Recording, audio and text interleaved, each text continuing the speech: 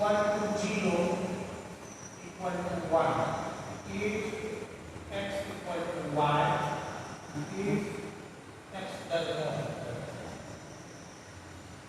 x does not equal to y, in general metric dxy contain any positive real values, है ना?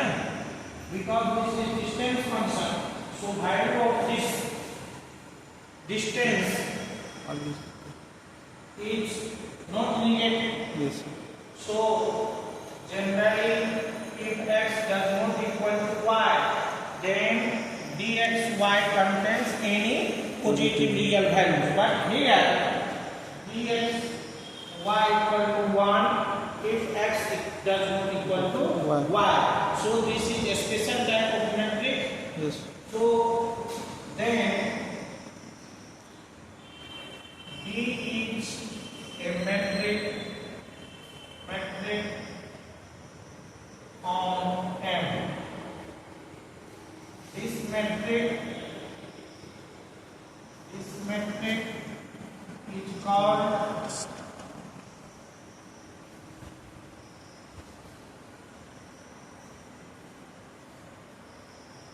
discrete metric of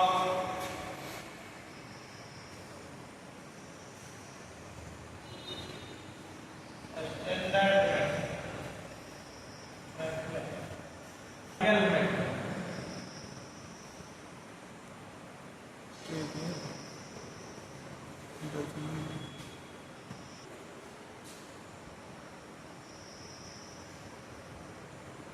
Metric of M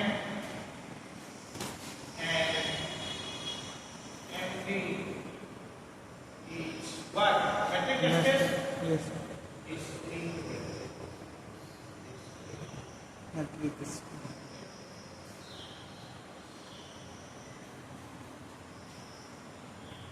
आप जो देखते हैं कि dxy equal to 0 if x equal to y होता ही है, yes. and dxy greater than 0 if x does not equal to y generally. So ये जो प्रूफ है वो निश्चित रूप से मैट्रिक एक बनाएगा, हम लोग वेरिफिकेशन भी देखेंगे। तो ऐसे मैट्रिक इस तरह से अगर dxy डिफाइंड है, d डिफाइंड है, तो d एक मैट्रिक होगा ही होगा, और जो होना तय रहता है, ठीक है ना, कि ये होगा ही, उसको हम लोग ट्राइवियल करते हैं, ठीक है? तो ट्राइवियल मैट्रिक इसलिए इसका नाम है। अब हम लोग थोड़ा सा वेरिफिकेशन देख रहे हैं इसमें, वेरिफिकेशन कि ये मैट्रिक होगा। तो आपको ये भी क्वेश्चन पूछ सकता है इसको ऐसे, define discrete matric space and justify your definition, ठीक है? Yes. कि ये डेफिनेशन जो आपने दिया है वो वो सही है कि नहीं, तो आप वेरीफाई करें। और दिया रहेगा कि if m is any non-empty set and d is a function defined from m cross m to r, Yes. है ना, defined as dxy equal to 0 if x equal to y and equal to 1 if x does not equal to y. Yes. Then prove that d is a metric on M. ये question होगा। Yes. And metric. Both questions are same, ही नहीं? Yes. So अब पहला property dx by the metric space. definition of d का जो definition यहाँ दिया हुआ है, Yes. उस हिसाब से dxy equal to 0 और dxy equal to 1, ये दो वैल्यू है। Yes. Okay. इसके अलावा तो और कोई वैल्यू नहीं होगा, which implies dxy is greater equal to 0, Positive. या 0 होगा या 1 होगा, तो हमारा जो कंडीशन है पहला M1 वो तो सेटिस्फाई हो गया Yes, sir. DXY कि नहीं? अब आइए, सो M1 सेटिस्फाइड Matrix. और वेरीफाइड, ठीक है? Yes, sir. Second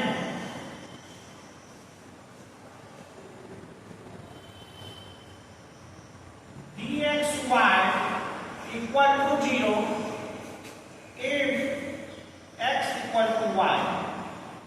dxy equal to 0 if x equal to y. And if x does not equal to y, then dxy equal to 1.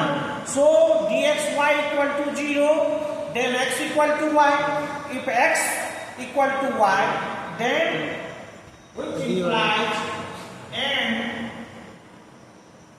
dxy does not equal to 0 That if means x does not equal to 1. होगा कि नहीं? Yes, sir. 1 है, आप समझिए, इसका मतलब क्या हुआ कि dxy equal to 0 if x equal to y. अगर x does not equal to y है तो dxy भी 0 नहीं है। इसका मतलब जब x equal to y रहेगा तब भी dxy equal to 0 होगा, और अगर dxy equal to 0 है तो x equal to y भी होगा। So M2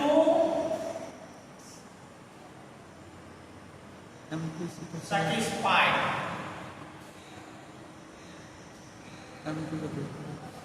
ठीक है? Yes.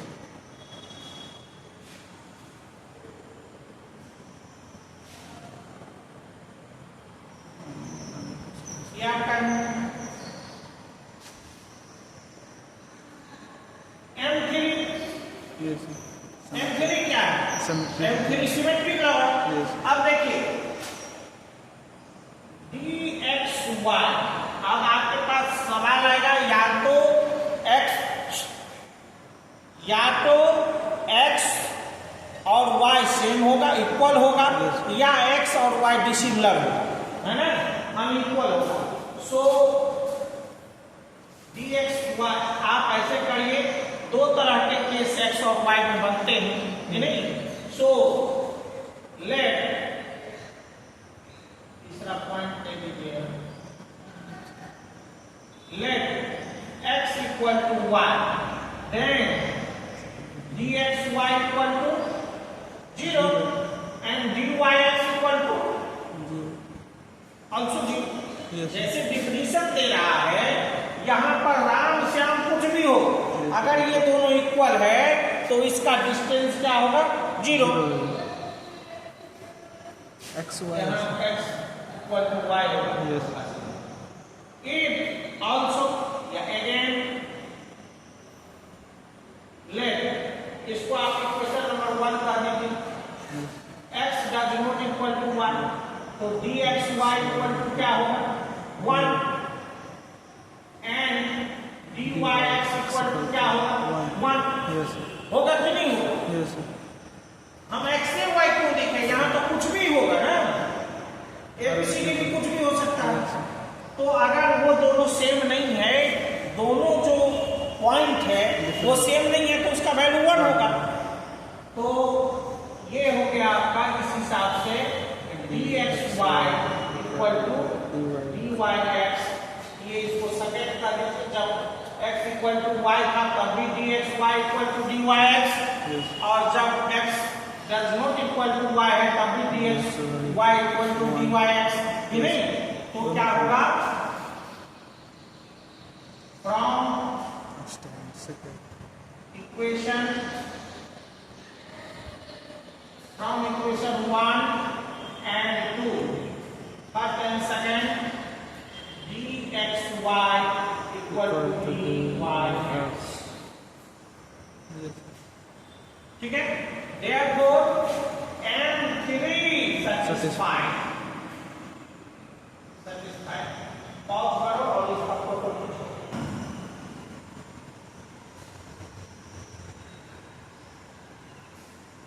Let x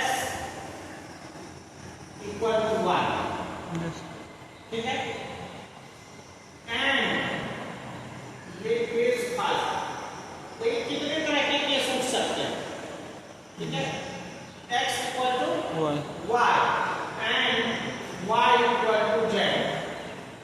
तो 3 बोलो यस ठीक है। Then x equal to also z yes yes नहीं होगा। Yes In this case, dxz equal to 0. X of z equal to 0 plus 0, that is dxy plus dyz.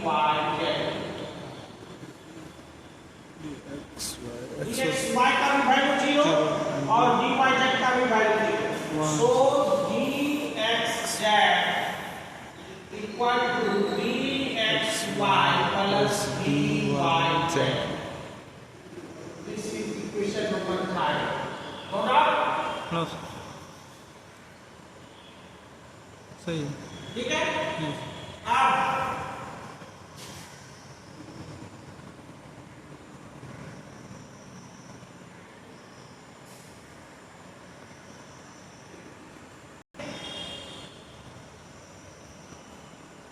x equal to y रखिए and y does not equal to z रखिए। ठीक है। फिर इस case में क्या होगा आपको? x does not equal to z होगा कि नहीं? x और y बराबर, लेकिन y z बराबर बराबर नहीं। नहीं। तो x के बराबर अगर z हो जाएगा तब तो फिर y के बराबर z हो जाएगा। यस तो इस केस में तो ऐसे बनेगा। यस किताब में ऐसे ना लिखा हुआ तो काट एक ही जगह लिखा हुआ तो आपको लेकिन तब समझने में दिक्कत है। ठीक है ना? सो ऐसे अब देखिए, तो dxz equal to y D 1 1 yes 1 नहीं plus dxy plus dyz equal to y 0 plus 1 yes dxy का वैल्यू क्या होगा? 0 हो जाएगा 0 dyz का वैल्यू क्या होगा? 1 0 plus 1 equal to 1. Therefore dxz equal to dxy plus dyz.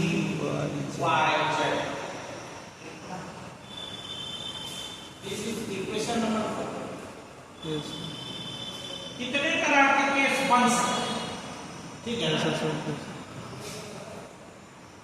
Case third, x does not equal to 1 yes this one and y does not equal to 10.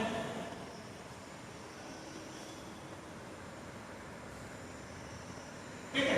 Yes next case तो इस हालत में x does not equal to, देखिए अगर इस हालत में आप x equal to z करते हैं क्या हो सकता है? x y बराबर नहीं है ये, प्लस तो ये x है ये y है, y z बराबर नहीं है, y z बराबर नहीं है, तो ये x का वैल्यू y z बराबर नहीं है, ये z हो गया। ठीक है। तो ये दोनों सेम भी हो सकता है यस नहीं, एक्स जेड और सेम नहीं भी हो सकता है। ठीक है। एंड अब इस केस में लिखिए। ठीक है। तो यहाँ dxz इक्वल टू क्या होगा? 1 d y z and dxy plus dyz equal to क्या होगा? 1 प्लस 1 इक्वल टू 2 यस होगा कि नहीं होगा? Which implies dxz less than dxy plus dyz. इसको इक्वेशन नंबर 5 यस पहली बार इतना डिटेल से मैं इसको लिख रहा हूं। ठीक है ना? अब आइए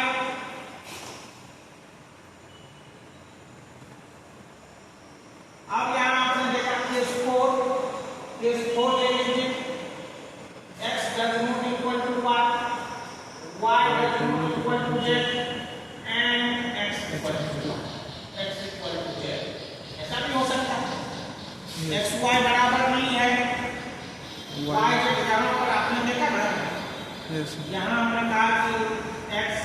1, y का वैल्यू 2, z का वैल्यू आप 1 भी ले सकते हैं। ये दोनों बराबर नहीं, ये दोनों बराबर नहीं, और यहाँ पर 1 भी ले सकते हैं, तो भी तो काम बनेगा। इस दोनों से हमको मतलब है, इस दोनों से मतलब है, तो x इक्वल टू क्या आया, z इस केस में, ठीक है ना। अगर इसी का वैल्यू 3 ले लेते, 2 नहीं ले सकते, इसलिए कि ये 2 है, तो 2 तो नहीं ले सकते, तो 3, तो उस केस में क्या हो जाएगा, ये जो नियम देगा आपको उस हिसाब से x does not equal to z, तो दोनों आएगा। So x does not equal to z तो हमने ले लिया, ठीक है। तो अब एक केस ये भी तो बनेगा, तो हमको तो सब केस में देखना है कि होगा कि नहीं होगा, नहीं। मान लीजिए एक स्थिति आई, एक कंडीशन आया जिसमें फुलफिल कर गया, लेकिन दूसरा में फुलफिल नहीं किया, क्या सही नहीं, मैट्रिक का सो केस तो अब देखिए इस हालत में dxz ये आपका हो गया 0,